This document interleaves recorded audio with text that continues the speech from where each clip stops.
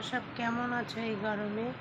একবার স্নান করা হয়ে গেছে, পুজোও সেরে নিলাম।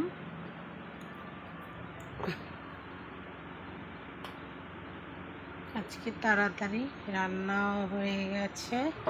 দেখো কি রান্না করলাম, চুনো মাছের চচ্চড়ি, আলু পটল দিয়ে,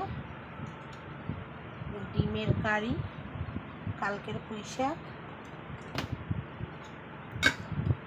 পেঁপে আর আলু দিয়ে ডাল, এটা খেপার ভাত।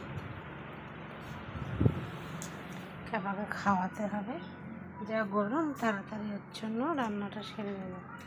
আর এই যে আমাদের ভাত। চলো দেখো বাইরে কি উঠতে,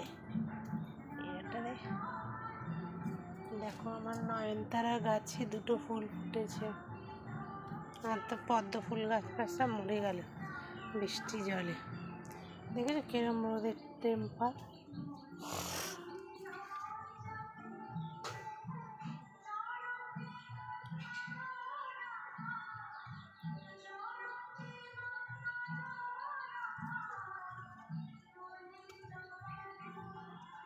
আকাশটা কত সুন্দর লাগছে, মেঘ উড়ে উড়ে যাচ্ছে।